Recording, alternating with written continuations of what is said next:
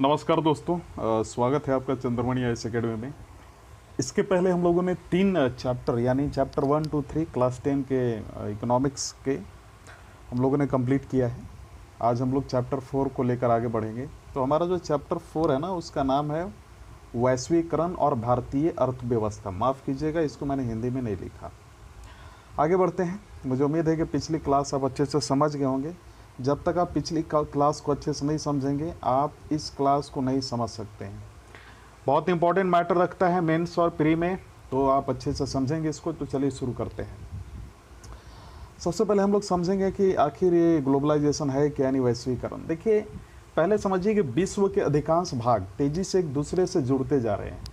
यद्यपि देशों के बीच इस पारस्परिक जुड़ाव के अनेक आयाम हैं, सांस्कृतिक, सामाजिक, राजनीतिक और आर्थिक।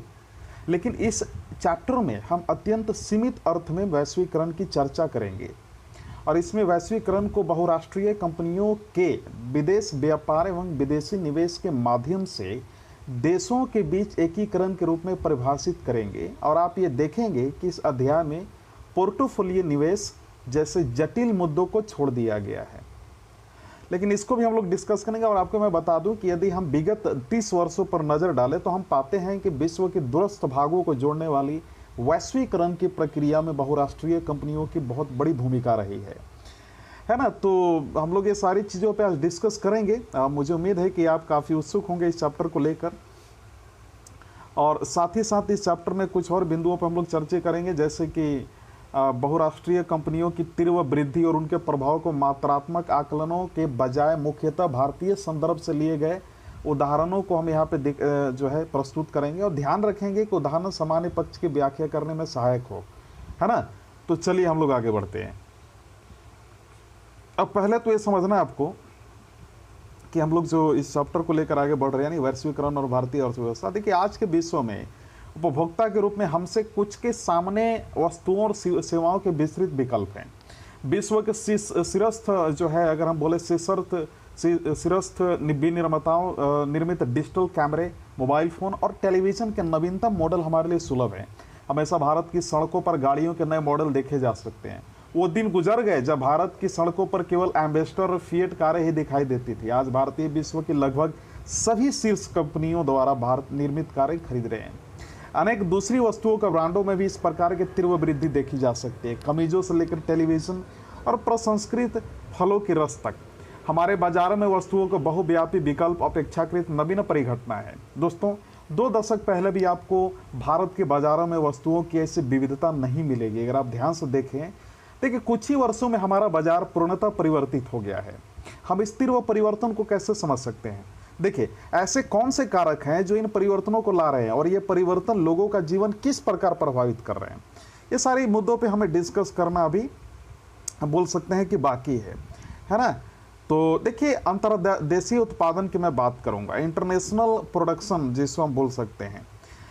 पहले समझिए, देखिए, 20वीं शताब्दी के मध्य तक उत्पादन मुख्यतः देशों की सीमाओं के अंदर ही सीमित था, यानी 1900 से लेकर 2000 के बीच में। लेकिन इन देशों की सीमाओं को लांघने वाली वस्तुओं में केवल कच्चा माल और खाद्य पदार्थ और तैयार उत्पाद ही थे। भारत जैसे उपनिवेशों से कच्चा माल एवं खाद्य पदार्थ निर्यात होते थे और तैयार वस्तुओं का आयात होता था। तो व्यापार ही दूरस्थ देशों की आपस में जोड़ने की मुख्य जरिया थी। और यह बड़ी कंपनियों, जिन्हें बहुराष्ट्रीय कंपनियां हम आज कहते हैं, उनके परिदृश्य पर उभरने से पहले का युग था। और यह एक बहुराष्ट्रीय कंपनी, देखिए, बहुराष्ट्रीय कंपनी क्या है? अभी एक बहुत सारे लोगों के माइंड में चल रहा होगा कि भाई मल्टीनेशनल कंपनी क्या है।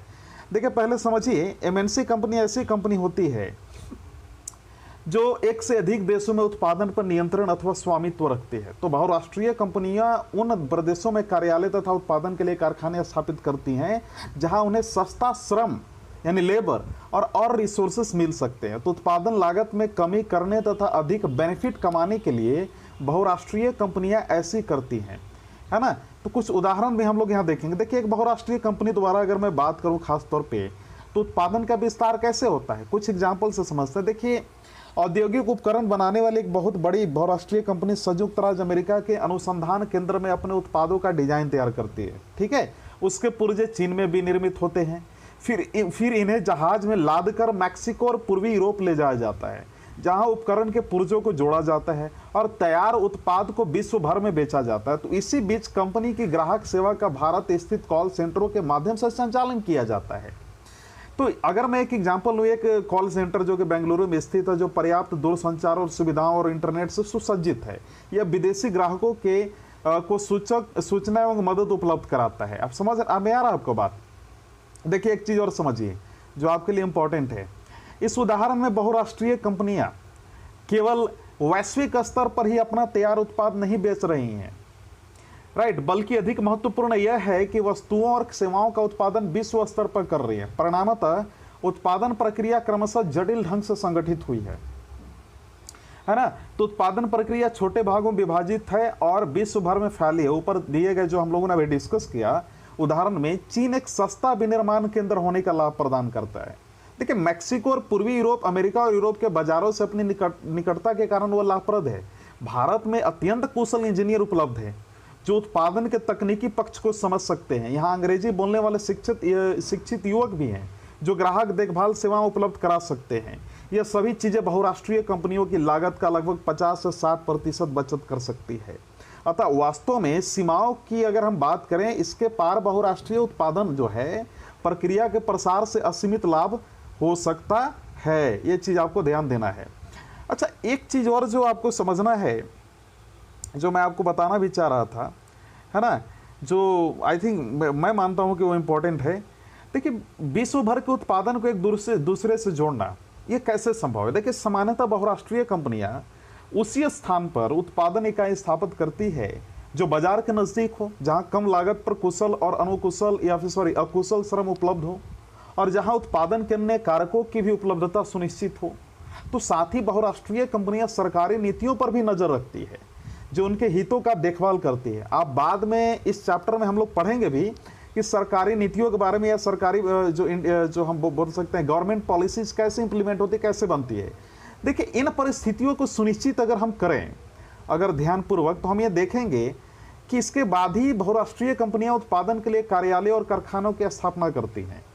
परिसंपत्तियां जैसे मान लीजिए भूमि, भवन, मशीन और अन्य उपकरणों की खरीद में व्यय की गई मुद्रा का निवेशी कहते हैं या मुद्रा का निवेश कहते हैं, है ना। तो बहुराष्ट्रीय कंपनियां द्वारा किए गए निवेश को विदेशी निवेश कहते हैं, यानी जिसको हम बोलते हैं, आप यहाँ पे देख सकते हैं विदेशी निवेश की मैं यहाँ पे बात कर रहा हूँ, ठीक है। तो कोई भी निवेश इस आशा से किया जाता है कि ये परिसंपत्तियां हमें लाभ देंगी, है ना, क्या करेंगी, लाभ देंगी। कभी कभी बहुराष्ट्रीय कंपनियां इन देशों की स्थानीय कंपनियों के साथ संयुक्त रूप से उत्पादन करती है। संयुक्त उत्पादन से स्थानीय कंपनियों को दोहरा लाभ होता है। पहला, बहुराष्ट्रीय कंपनियां अतिरिक्त निवेश के लिए धन प्रदान कर सकती है, जैसे कि तीव्र उत्पादन के लिए मशीनें खरीदने के लिए। दूसरा, बहुराष्ट्रीय कंपनियां उत्पादन की नवीनतम प्रौद्योगिकी अपने साथ ला सकती है। अरे हुआ है ना, जैसे फ्लिपकार्ट और देखिए आप वॉलमार्ट एक दूसरे से जुड़ चुके हैं। तो यही है कि एक संयुक्त रूप से काम करते हैं। आज अनअकैडमी के साथ भी जोड़कर बहुत सारे लोग काम कर रहे हैं, टाटा वगैरह, है ना, या फिर सॉरी हम बात कर रहे हैं या फिर फेसबुक वगैरह। तो अनअकैडमी एक कॉरपोरेट है, नोट जो इंस्टीट्यूशन हम जिसे बोल सकते हैं, ऑनलाइन इंस्टीट्यूशन एक एग्जाम्पल के रूप में। तो उस कॉरपोरेट में बहुत सारे लोगों का हिस्सा है। तो मैं इसलिए एग्जाम्पल ले रहा था ऑनलाइन माध्यम का, क्योंकि आप इसको अच्छे से समझें। चलिए एक चीज़ और हम लोग समझेंगे यहाँ पे जो हमारे लिए बहुत इंपॉर्टेंट है ना।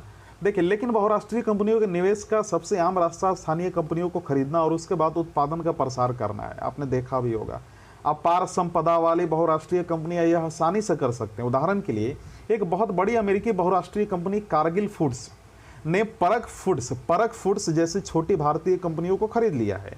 परख फूड्स ने भारत के विभिन्न भागों में एक बड़ा विपणन तंत्र तैयार किया था, जहां उसके ब्रांड काफी प्रसिद्ध थे। परख फूड्स के 4 तेल शोधक केंद्र भी थे, जिस पर अब कारगिल का नियंत्रण हो गया है। अब कारगिल 50 लाख पैकेट प्रतिदिन निर्माण क्षमता के साथ भारत में खाद्य तेलों के साथ सबसे बड़ी उत्पादक कंपनी है ना। देखिए, वास्तव में कई शीर्षस्थ जो बहुराष्ट्रीय कंपनियों की जो संपत्ति है, विकासशील देशों के सरकारों के संपूर्ण बजट से भी अधिक होता है। ऐसी अपार संपत्ति वाली बहुराष्ट्रीय कंपनियों की शक्ति और प्रभाव पर विचार करें आप।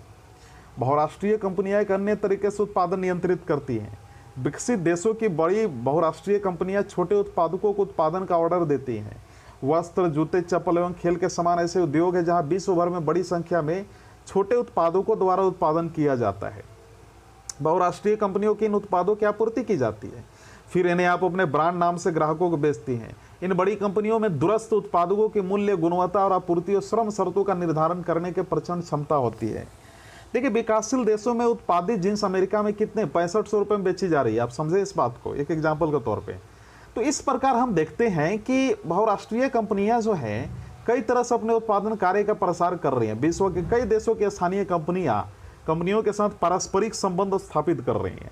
स्थापित कंपनियों के साथ साझेदारी द्वारा आपूर्ति के लिए स्थानीय कंपनियों का इस्तेमाल करके स्थानीय कंपनियों से निकट प्रतिस्पर्धा करके अथवा उन्हें खरीद कर बहुराष्ट्रीय कंपनियां दूरस्थ स्थानों के उत्पादन पर अपना जो है प्रभाव जमा रही हैं।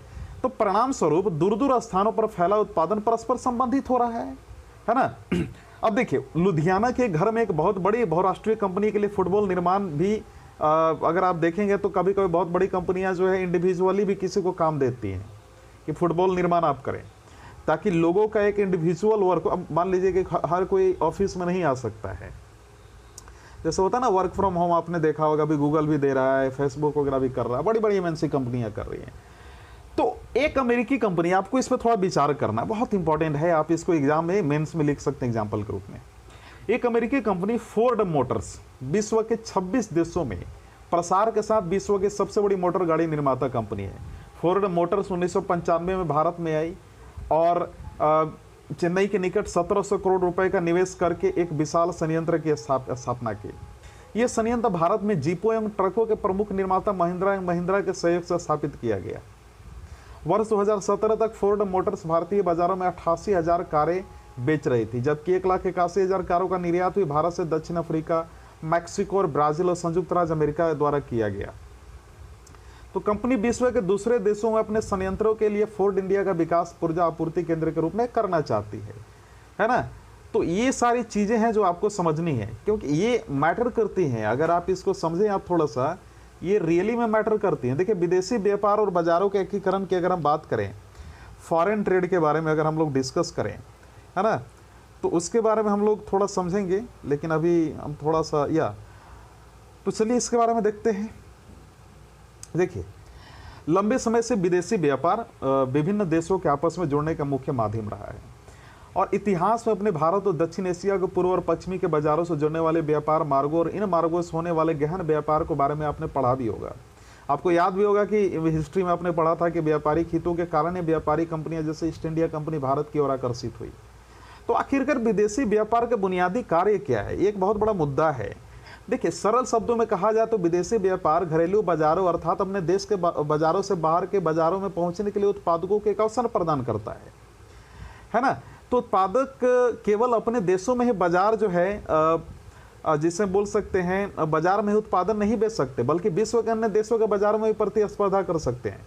इसी प्रकार अगर हम बात करें दूसरे देशों में उत्पादित वस्तुओं के आयात से खरीदारों के समक्ष उन वस्तुओं के घरेलू उत्पादन के अन्य विकल्पों का भी विस्तार होता है ना। तो ये चीज़ आपको समझनी है। और कुछ मुद्दे और भी हैं जो मैं आपको बताना चाह रहा था, है ना। तो वो मुद्दे क्या है पहले समझिए। अभी क्या है कि एक एग्जाम्पल आपको समझना है। वो एग्जाम्पल क्या है कि मैं अभी आपने अगर भारत में चीनी खिलौने का ही एग्जाम्पल ले लिया जाए, चीन के विनिर्माताओं को भारत में खिलौने निर्यात करने का अवसर पता चलता है। जहां खिलौने अधिक मूल्य पर बेचे जा रहे हैं, वे भारत के खिलौने निर्यात करना आरंभ करते हैं, भारत के खिलौनों को। अब भारत में खरीदारों के पास भारतीय और चीनी खिलौने के बीच चयन करने का विकल्प है। सस्ते दाम एवं नवीन डिजाइन के कारण चीनी खिलौने भारतीय बाजार में अधिक लोकप्रिय हैं। एक वर्ष में ही खिलौनों की 70 से 80% दुकानों में अगर बात की जाए तो भारतीय खिलौनों का स्थान चीनी खिलौने ने ले लिया है। अब भारत के बाजारों में खिलौने पहले की तुलना में सस्ते हैं। और यहाँ क्या हो रहा है, देखिए, व्यापार के कारण चीनी खिलौने भारत के बाजारों में आए। भारतीय और चीनी खिलौनों की प्रतिस्पर्धा में चीनी खिलौने बेहतर साबित हुए। भारतीय खरीदारों के समक्ष कम कीमत पर खिलौने के अपेक्षाकृत अधिक विकल्प हैं। इससे चीन के खिलौना निर्माताओं को अपना व्यवसाय फैलाने के लिए एक अवसर प्राप्त होता है। इसके विपरीत भारतीय खिलौना निर्माताओं को हानि होती है, क्योंकि उनके खिलौने कम बिकते हैं। समझ में आ रहा आपको? तो अब यहाँ पे हमें कुछ मुद्दों पे बड़े ही गहन से अध्ययन करना होगा। देखिए, सामान्यतः अगर बात की जाना तो कुछ मुद्दे बहुत इंपॉर्टेंट है। व्यापार के खुलने से वस्तुओं का एक बाजार से दूसरे बाजार में आवागमन होता है। बाजार में वस्तुओं के विकल्प बढ़ जाते हैं, दो बाजार में एक ही वस्तु के मूल्य एक समान होने लगता है। अब दो देशों के उत्पादक एक दूसरे से हजारों मील दूर होकर भी एक दूसरे से प्रतिस्पर्धा जो है करते हैं, और इस प्रकार विदेशी व्यापार विभिन्न देशों के बाजारों को जोड़ने या एकीकरण में सहायक होता है ना। वैश्वीकरण क्या है, ये भी एक बहुत बड़ा मुद्दा है जो आपको समझना है। देखिए, विगत दो तीन दशकों से अधिकांश बहुराष्ट्रीय कंपनियां विश्व में उन स्थानों की तलाश कर रही है जो उनके उत्पादन के लिए सस्ते हो। इन देशों में बहुराष्ट्रीय कंपनियों के निवेश में वृद्धि हो रही है, साथ ही विभिन्न देशों के बीच विदेशी व्यापार में भी तीव्र वृद्धि हो रही है, और विदेश व्यापार का एक बड़ा भाग बहुराष्ट्रीय कंपनियों द्वारा नियंत्रित है। जैसे भारत में फोर्ड मोटर्स का कार्य संयंत्रण केवल भारत के लिए ही कारों का निर्माण नहीं करता, बल्कि वह अन्य विकासशील देशों को कारें और विश्व भर में अपने कारखानों के लिए कार पुर्जों का भी निर्यात करता है। इसी प्रकार अधिकांश बहुराष्ट्रीय, अगर हम बात करें मल्टीनेशनल कंपनियों के क्रियाकलाप में, एक्टिविटीज में गुड्स एंड सर्विसेज यानी वस्तुओं और सेवाओं का बड़े पैमाने पर व्यापार शामिल होता है ना। अब एक चीज आपको बहुत बढ़िया से समझना है, ठीक है, तो वो क्या है, अधिक विदेशी व्यापार, अधिक विदेशी निवेश के परिणाम स्वरूप विभिन्न देशों के बाजारों एवं उत्पादों का एकीकरण हो रहा है। आप समझ रहे हैं बात को। तो विभिन्न देशों के बीच परस्पर संबंध और तीव्र एकीकरण की प्रक्रिया ही वैश्वीकरण है। अब ये चीज़ आपने समझ लिया। अब मैं आगे बढ़ता हूँ, जो हमारे लिए कुछ मुद्दे इंपॉर्टेंट हैं, जो हमारे एग्जाम के लिए भी मैं मानता हूँ कि काफ़ी। देखिए, वैश्वीकरण को संभव बनाने वाले कारक कौन कौन से हैं, अभी आपको समझना है। देखिए, क्या है कि प्रौद्योगिकी में तीव्र उन्नति वह मुख्य कारक है जिसने वैश्वीकरण की प्रक्रिया को उत्प्रेरित किया। जैसे विगत 50 वर्षों में परिवहन प्रौद्योगिकी में बहुत उन्नति हुई। इसने लंबी दूरियों तथा वस्तुओं की तीव्रतर आपूर्ति को कम लागत पर संभव किया। और एक एग्जाम्पल के तौर पे समझिए, वस्तुओं के परिवहन के लिए कंटेनर का उपयोग किया किया जाता है। जैसे वस्तुओं को कंटेनर में रखा गया है, जिससे इन्हें जहाज़ों, रेलों, वायुयानों एवं ट्रकों पर बिना क्षति के लादा जा सके। कंटेनर से ढुलाई लागत में भारी बचत हुई और माल को बाजारों तक पहुंचाने की गति में भी वृद्धि हुई। तो इसी प्रकार वायु यातायात की लागत में गिरावट आई है। परिणामतः वायु मार्ग से अपेक्षाकृत अधिक मात्रा में वस्तुओं का परिवहन संभव है। जितना वायु मार्ग यानी एयर फ्लाइट से आप नहीं भेज सकते हैं ये एयर के जरिए, उतना तो आप समुद्र के जरिए भेज सकते हैं। समझ में आ रहा है आपको बात। तो कहने का मतलब ये है कि जो ये हर कोई अपना सुविधा के अनुसार देखता है। अब कोई भी अगर कंपनी है, कोई भी अगर निर्यात करेगा तो या फिर आयात करेगा तो उसी चीज़ से करेगा ना, समुद्री मार्ग से। तो यही सारी चीज़ें हैं। और एक चीज़ और आपको समझना है जो मुझे लगता है कि आपके लिए बेटर है।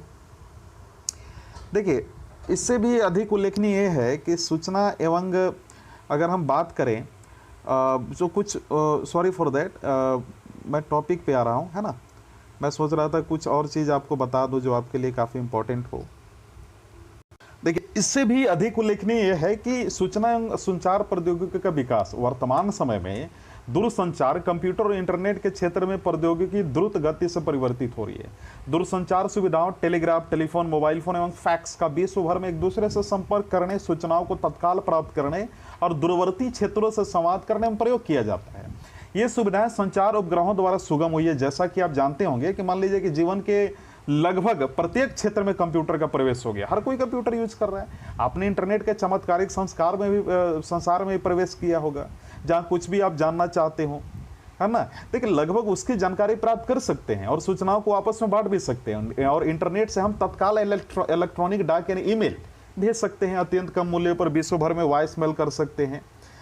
लेकिन बिजली कहाँ है, ये भी तो आपको समझना है। देखिए, सूचना एवं प्रौद्योगिकी की जब आप विशेष तौर पे बात करते हैं ना, तो आपको इन विभिन्न देशों के बीच के सेवाओं को उत्पादन के प्रसार में मुख्य भूमिका निभाई है।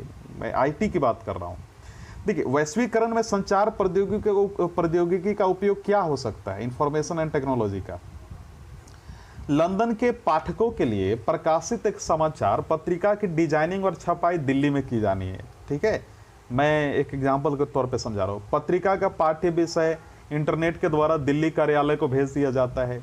दिल्ली कार्यालय में डिजाइनर दूरसंचार सुविधाओं का उपयोग करके लंदन कार्यालय से पत्रिका के डिजाइन के बारे में निर्देश प्राप्त करते हैं। तो डिजाइनर तैयार करने का काम कंप्यूटर पे किया जाता है। छपाई के बाद पत्रिकाओं को वायु मार्ग से लंदन भेजा जाता है तुरंत। यहाँ तक कि डिजाइन और छपाई के पैसे का भुगतान इंटरनेट यानी ई बैंकिंग के द्वारा ही लंदन के एक बैंक से दिल्ली के एक बैंक को तत्काल कर दिया जाता है। समझ रहे हैं आप बात को। तो देखिए, अभी तो समझना यह है कि किस प्रकार से आईटी रोल प्ले कर रहा है वैश्वीकरण की इस दुनिया में, है ना। और ये आपको मानना पड़ेगा, इससे आपको कोई नेग्लेक्ट भी नहीं कर सकता है ना। चलिए अब अगला हम लोग पॉइंट पे डिस्कस करते हैं, विदेशी व्यापार और विदेशी निवेश का उदारीकरण, है ना। इस बारे में समझिए ये क्या है ना। तो इस बारे में हम लोग डिस्कस करेंगे। इसके बाद हम लोग WTO के बारे में हम लोग डिस्कस करेंगे, है ना। तो चलिए पहले देखिए विदेशी व्यापार एवं विदेशी निवेश का उदारीकरण। हम भारत में चीनी खिलौने के आयात वाले उदाहरण पर वापस लौटते हैं। मान लीजिए कि भारत सरकार खिलौने के आयात पर जो है आयात पर कर लगाती है, टैक्स लगाती है, तब क्या होगा। इसका अर्थ है कि जो इन खिलौनों का आयात करना चाहता है उन्हें इन पर कर देना होगा, टैक्स देना होगा। टैक्स के कारण खरीदारों को आयातित खिलौनों को अधिक कीमत चुकानी होगी। चीन के खिलौने या भारत के बाजारों में इतने सस्ते नहीं रह जाएंगे और चीन से उनका आयात स्वतः कम हो जाएगा। भारत के खिलौना निर्माता अधिक समृद्ध हो जाएंगे। तो आयात पर टैक्स कर, जिसे बोल सकते हैं व्यापार अवरोधक का एक उदाहरण है। जैसा कि हम लोग यहाँ पे पढ़ रहे हैं व्यापार अवरोधक, देखिए यहाँ पे reason to put barriers to foreign trade, समझ में आ रहा आपको। तो इसे अवरोधक इसलिए कहा गया है कि क्योंकि यह कुछ प्रतिबंध लगाता है। क्या लगाता है? कुछ प्रतिबंध लगाता है ना। ये चीज को आपको समझना होगा। अब यहाँ पे आपको देखना है कि सरकारें व्यापार अवरोधक का जो प्रयोग विदेश व्यापार में वृद्धि या कटौती करने और देश में किस प्रकार की वस्तुएं कितने मात्रा में आयातित होनी चाहिए ये निर्णय करने के लिए टैक्स लगा सकती है, कर सकती है ना। तो स्वतंत्रता के बाद भारत सरकार ने विदेश व्यापार एवं विदेशी निवेशी पर प्रतिबंध लगाकर रखा था, ठीक है। तो देश के उत्पादकों को विदेशी प्रतिस्पर्धा से संरक्षण प्रदान करने के लिए अनिवार्य माना गया और 1950 और 60 के दशकों में इंडस्ट्रियलाइजेशन यानी उद्योगों का उदय हो रहा था और इस अवस्था में आयात से प्रतिस्पर्धा इन उद्योगों को बढ़ने नहीं देती। तो इसलिए हुआ क्या कि भारत ने केवल अनिवार्य चीजों जैसे मशीनरी, उर्वरक, पेट्रोलियम के आयात की ही अनुमति दी। ध्यान दीजिए कि सभी विकसित देशों ने विकास के प्रारंभिक चरणों में घरेलू उत्पादकों को विभिन्न तरीकों से संरक्षण दिया, है ना। लेकिन 1991 के आसपास भारत में करीब सन 1991 के प्रारंभ से नीतियों में कुछ दूरगामी परिवर्तन किए गए। जैसे सरकार ने यह निश्चय किया कि भारतीय उत्पादकों के लिए विश्व के उत्पादकों से प्रतिस्पर्धा करने का समय आ गया है। यह महसूस किया गया कि प्रतिस्पर्धा से देश में उत्पादकों के प्रदर्शन में सुधार होगा और क्योंकि उन्हें अपनी गुणवत्ता में सुधार करना होगा और इस निर्णय का प्रभावशाली अंतर्राष्ट्रीय संगठनों ने समर्थन किया। अतः विदेश व्यापार एवं विदेशी निवेश पर से अवरोधों का काफी हद तक हटा दिया गया और इसका अर्थ यह है कि वस्तुओं का आयात निर्यात सुगमता से किया जा सकता था और विदेशी कंपनियां यहां अपने कार्यालय और कारखानों स्थापित कर सकती थी। तो सरकारों द्वारा अवरोधों अथवा प्रतिबंधों को हटाने की प्रक्रिया उदारीकरण के नाम से जानी जाती है। व्यापार के उदारीकरण से व्यवसायियों के मुक्त रूप से निर्णय लेने की अनुमति मिली है कि वो क्या आयात या निर्यात करना चाहते हैं। सरकार पहले की तुलना में कम नियंत्रण करती है और इसलिए उसे अधिक उदार कहा जाता है। लेकिन विश्व व्यापार संगठन के बारे में भी आपको जानना होगा क्योंकि बहुत इंपॉर्टेंट मुद्दा है हमारे लिए, है ना। तो इसके बारे में हम लोग थोड़ा सा जानेंगे। WTO यहाँ पे देख लीजिए, है ना। देखिए हमने देखा कि बहुत कुछ प्रभावशाली अंतर्राष्ट्रीय संगठनों ने भारत में विदेश व्यापार एवं विदेशी निवेश के उदारीकरण का समर्थन किया।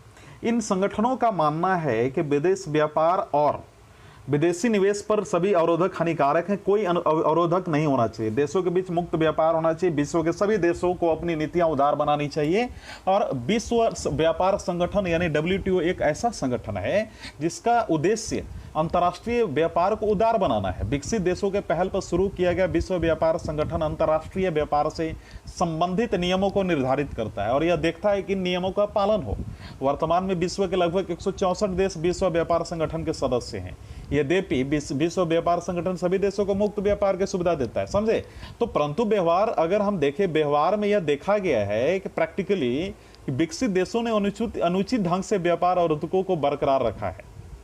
वहीं दूसरी ओर WTO के नियमों ने विकासशील देशों के व्यापार अवरोधकों को हटाने के लिए विवश किया है। इसका एक उदाहरण कृषि उत्पादों के व्यापार पर वर्तमान बहस है, जैसे कि आप देख सकते हैं एग्रीकल्चर सेक्टर में। देखिए व्यापार व्यवहार पर वाद विवाद के बारे में देखिए। भारत में अधिकांश रोजगार, जीडीपी, सकल घरेलू उत्पाद का महत्वपूर्ण भाग कृषि क्षेत्र प्रदान करता है। ठीक है, इसकी तुलना में विकसित देशों जैसे अमेरिका के सकल घरेलू उत्पाद में कृषि का हिस्सा मात्र 1% और कुल रोजगार में केवल 0.5% है।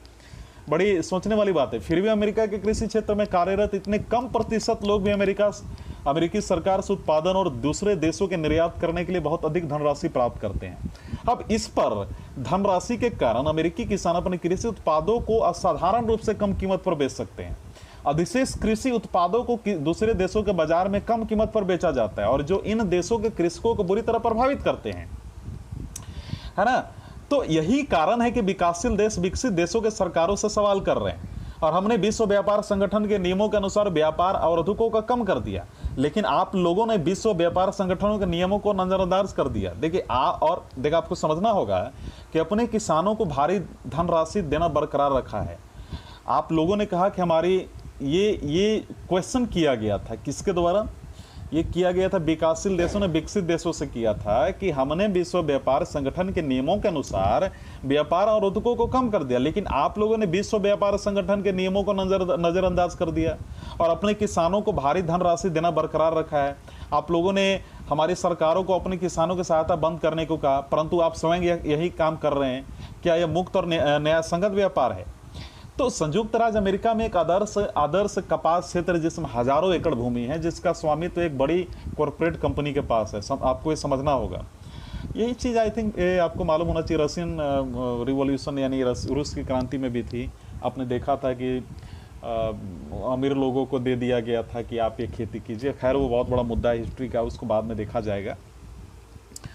तो ये सारी चीज़ें थी, लेकिन एक चीज़ आपको समझना है कि भारत में वैश्वीकरण का प्रभाव क्या हुआ। देखिए विगत 20 वर्षों में भारतीय अर्थव्यवस्था के वैश्वीकरण ने एक लंबी दूरी तय की है।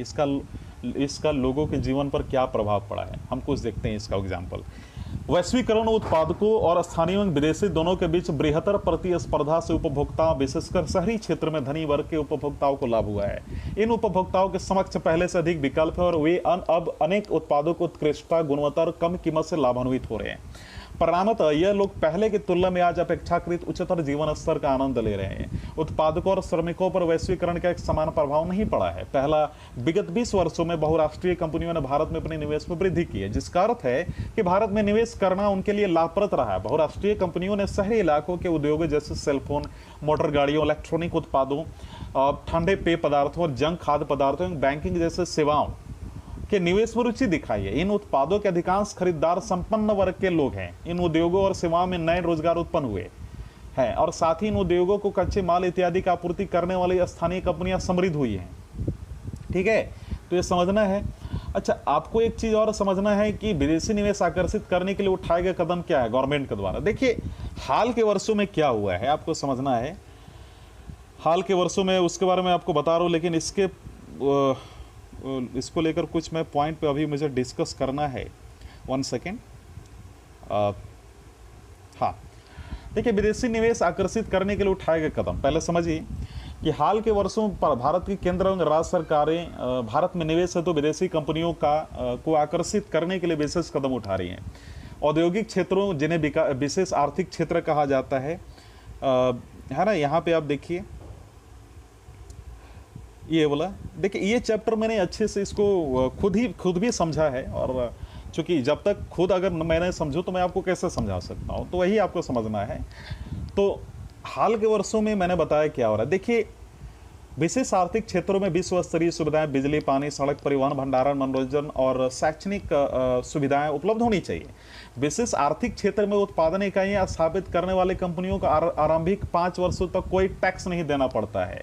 विदेशी निवेश आकर्षित करने हेतु सरकार ने श्रम कानूनों यानी लेबर लॉस में लचीलापन लाने की अनुमति दे दी। आपने चैप्टर 2 में देखा होगा, शायद आपने वीडियो देखी होगी। तो संगठित क्षेत्र की कंपनियों को कुछ नियमों का अनुपालन करना पड़ता है, जिसका उद्देश्य श्रमिकों अधिकारों का संरक्षण करना है। तो हाल के वर्षों में सरकार ने कंपनियों को अनेक लॉस या रूल्स में नियमों से छूट लेने की अनुमति दी है। देखिए अब नियमित आधार पर श्रमिकों को रोजगार देने के बजाय कंपनियों में जब काम का अधिक दबाव होता है तो लोचदार ढंग से छोटी अवधि के लिए श्रमिकों को कार्य पर रखती है और कंपनी की श्रम लागत में कटौती करने के लिए ऐसा किया जाता है। फिर भी विदेशी कंपनियां अभी संतुष्ट नहीं है और श्रम कानूनों में और अधिक लचीलेपन की मांग कर रही है। तो दूसरा, अनेक शीर्ष भारतीय कंपनियां बढ़ी हुई प्रतिस्पर्धा से लाभान्वित हुई हैं, उनको बेनिफिट मिला है। तो इन कंपनियों ने नवीनतम प्रौद्योगिकी और उत्पादन प्रणाली में निवेश किया और अपने उत्पादन मानकों को ऊंचा उठाया है। कुछ ने विदेशी कंपनियों के साथ सफलतापूर्वक सहयोग कर लाभ अर्जित किया। इससे भी आगे वैश्वीकरण ने कुछ बड़ी भारतीय कंपनियों को बहुराष्ट्रीय कंपनियों के रूप में उभरने के योग्य बनाया है। टाटा मोटर्स मोटर गाड़ियों, इन्फोसिस जैसे आईटी, रैनबैक्सी दवाइयाँ, एशियन पेंट्स, सुंदरम जिसको बोल सकते हैं फास्टनर्स, नट और बोल्ट, कुछ ऐसे भारतीय कंपनियां हैं जो विश्व स्तर पर अपने एक्टिविटीज का प्रसार कर रही हैं, बिजनेस कर रही हैं। तो वैश्वीकरण ने सेवा प्रदाता कंपनियों, विशेषकर सूचना और संचार प्रौद्योगिकी वाली कंपनियों के लिए नए अवसरों का सृजन किया है, अपॉर्चुनिटी दिया है। तो भारत कंपनी द्वारा लंदन स्थित कंपनी के लिए पत्रिका का प्रकाशन और कॉल सेंटर इसका उदाहरण है, जैसा कि हम लोगों ने अभी हाल ही में डिस्कस किया। इसके अतिरिक्त आंकड़ा प्रविष्ट, डाटा एंट्री, लेखाकरण, प्रशासनिक कार्य, इंजीनियरिंग जैसी कई सेवाएं भारत जैसे देशों में अब सस्ते में उपलब्ध हैं और विकसित देशों के देशों में निर्यात की जाती हैं। तो हमें यह समझना है कि छोटे उत्पादक, अब इनके माइंड में एक ही चीज चलता है कि भाई प्रतिस्पर्धा करो या नष्ट हो जाओ। चूंकि वैश्वीकरण ने बड़ी संख्या में छोटे उत्पादकों और श्रमिकों के लिए बड़ी चुनौतियां खड़ी की है। आप एक एग्जाम्पल के रूप में समझिए। देखिए, रवि को, एक इंसान का नाम ले रहा हूँ, रवि को यह अपेक्षा नहीं थी, उसे एक उद्योगपति के रूप में अपने जीवन की छोटी अवधि में ही संकट का सामना करना पड़ेगा।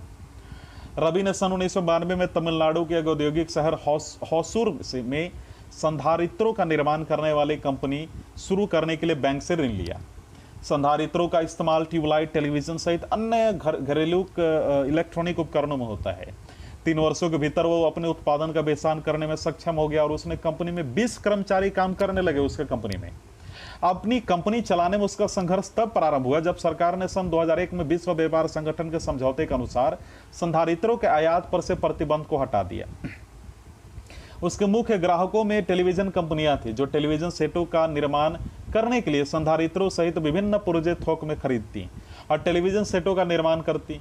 किंतु बहुराष्ट्रीय कंपनियों के ब्रांडों से प्रतिस्पर्धा ने भारतीय टेलीविजन कंपनियों को बहुराष्ट्रीय कंपनियों के लिए संयोजन कार्य करने के लिए बेबस कर दिया। उनमें से कुछ जब संधारित्र खरीदती थी तो वे इनका आयात करना पसंद करती थी, क्योंकि आयाती सामानों की कीमत रवि जैसे लोगों के द्वारा निर्धारित कीमत से आधी होती थी।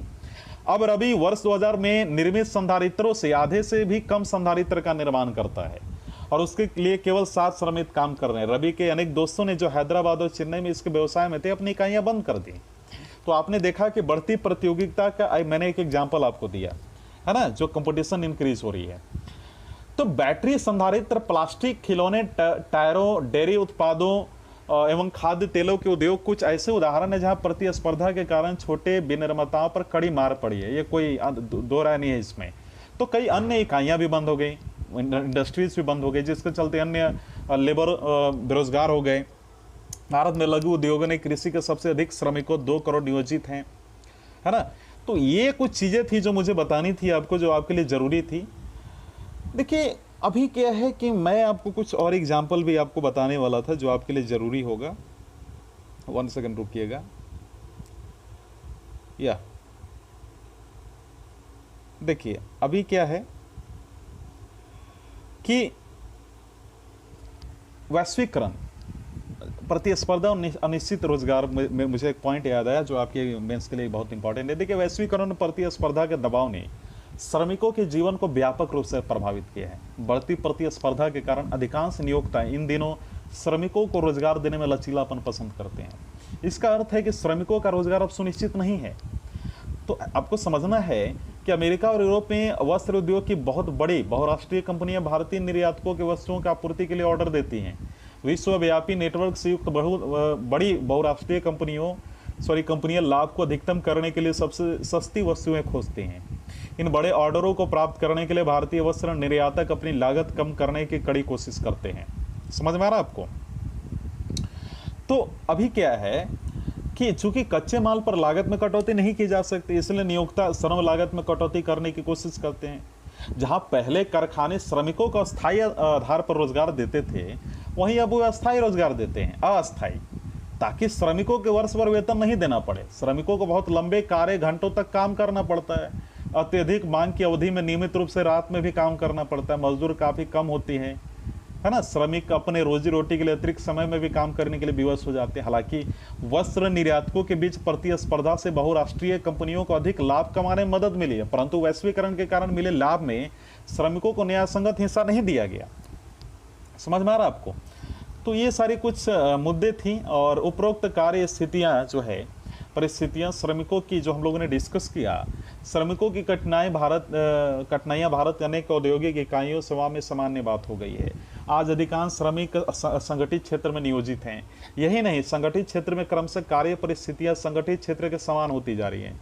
तो संगठित क्षेत्र के श्रमिकों जैसे कुछ एग्जाम्पल मैंने अभी बताया कि आपने देखा भी होगा कि कोई अगर मान लीजिए MNC कंपनी में काम कर रहा है ना, उसको पहले मेडिकल सुविधा मिलता था, गाड़ी बंगला जो भी बड़े बड़े जो पद पे होते थे, अब वो उनको भी नहीं मिलता है उतना जिसका वो पहले उपभोग करते थे। देखिए, न्याय संगत वैश्वीकरण के लिए संघर्ष, ये तो बहुत इंपॉर्टेंट मैटर है, इसमें कोई दो राय नहीं है ना। तो कुछ मुद्दे मैं आपको बताऊंगा। देखिए, वैश्वीकरण सभी के लिए लाभप्रद नहीं रहा है। अगर आप इसको एक कंक्लूजन के रूप में देखें, शिक्षित, कुशल और संपन्न लोगों ने वैश्वीकरण से मिले नए अवसरों का सर्वोत्तम उपयोग किया है। दूसरी ओर अनेक लोगों के लाभ में हिस्सा नहीं मिला है। चूंकि वैश्वीकरण अब एक सच्चाई है, तो वैश्वीकरण के अधिक न्याय संगत कैसे बनाया जा सकता है? न्याय संगत वैश्वीकरण सभी के लिए अवसर प्रदान करेगा और ये सुनिश्चित भी करेगा कि वैश्वीकरण के लाभों में सभी की हिस्सेदारी हो। विगत कुछ वर्षों में बड़ी अभियानों और जन संगठनों के प्रतिनिधियों ने विश्व व्यापार संगठन के व्यापार और निवेश से संबंधित महत्वपूर्ण निर्णयों का प्रभावित किया है। यह प्रदर्शित करता है कि जनता भी न्याय संगत वैश्वीकरण के संघर्ष में महत्वपूर्ण भूमिका निभा सकती है। तो ये थी हमारी चैप्टर, और इसके साथ हम लोग जो है चैप्टर कंप्लीट कर लिया हम लोगों ने। आपको मालूम होना चाहिए कि हांगकांग में 2005 में WTO के खिलाफ प्रदर्शन भी हुआ था। बड़ी हंसी वाली बात लगती है कि वो संस्था जो इस मुद्दे की बात करती है कि विकासशील देशों को एक स्पेशल प्रिविलेज मिलना चाहिए, वही जो है कहीं ना कहीं गलत कार्य कर रही थी, जिसके कारण 2005 में आपने देखा भी। खैर, चलिए हम लोग अपने क्वेश्चन की ओर बढ़ते हैं। ये कुछ क्वेश्चन थे जो आपको आंसर देना है कमेंट सेक्शन में कि निम्नलिखित में से कौन सा संगठन विदेशी व्यापार और विदेशी निवेश को उदारीकरण पर बल देता है? ऑप्शन आप देख लीजिए, है ना। अंतर्राष्ट्रीय मुद्रा कोष, अंतर्राष्ट्रीय श्रम संगठन, विश्व समाज संगठन। मैं ऐसा करता हूँ कि मैं सारे क्वेश्चन को स्लाइड आपको दिखाते जाता हूँ, पिक्चर तेज़ी से आप रोक कर इसको आप सॉल्व कर सकते हैं। देखिए क्वेश्चन, सरकारों द्वारा निर्धारित बाधाओं में प्रतिबंधों को हटाने के रूप में जाना जाता है। इनमें से कौन ऑप्शन है? देखिए, निम्नलिखित में से कौन से एक निवेश को संदर्भित करता है? आप देख लीजिए इसमें से क्या है। आप इसको रोक कर देख भी सकते हैं, आंसर दे सकते हैं। निम्नलिखित में से कौन से विदेशी व्यापार के लिए एक बाधा है? आप देख लीजिए, है ना। चलिए अगला देखिए, आकर्षित करने के लिए विशेष आर्थिक क्षेत्र स्थापित किए जा रहे हैं, है ना। तो ये किसके अंदर आती हैं? कहने का मतलब यहाँ पे देखिए, ये मतलब किसको अट्रैक्ट करने के लिए ऐसा किया जा रहा है? देख लीजिए, घरेलू बाजार में बहुराष्ट्रीय कंपनियों की एंट्री इसके लिए हानिकारी साबित हो सकती है। किसके लिए? देख लीजिए, है ना। यानी entry of MNC in domestic market में प्रूव हार्मफुल फॉर किसके लिए? फोर्ड मोटर्स ने भारत में अपना पहला संयंत्र स्थापित किया, कहाँ पे? कोलकाता, मुंबई, चेन्नई, दिल्ली, कहाँ पे? देख लीजिए। निम्नलिखित में से कौन सा उद्योग विदेशी प्रतिस्पर्धा से कठिन रूप से प्रभावित हुआ है? देख लीजिए, आंसर देना है आपको। भारत में विदेशी व्यापार और निवेश पर बाधाओं को हटाने के लिए सरकार ने किस वर्ष निर्णय लिया? ऑप्शन देख लीजिए, है ना। तो अगला क्वेश्चन है, MNC उत्पादन स्थापित करने से पहले कुछ कारकों को ध्यान में रखते हैं। नीचे दिए गए विकल्पों में से गलत विकल्प को पहचानें। देख लीजिए। तो मेंस क्वेश्चन है कि बहुराष्ट्रीय कंपनियां अपने कार्यालय और कारखाने उन क्षेत्रों में क्यों स्थापित करती हैं जहां उन्हें सस्ते श्रम और अन्य संसाधन मिलते हैं? इसका आंसर आपको देना है। अगर भारत सरकार चीनी खिलौने का आयात पर भारी लागत कर लगाती है तो क्या होगा? किन्हीं 3 बिंदुओं की व्याख्या कीजिए। तो ये कुछ आपको देना है। मुझे उम्मीद है कि वीडियो लेक्चर आपको पसंद आएगा। वीडियो देखने के लिए धन्यवाद।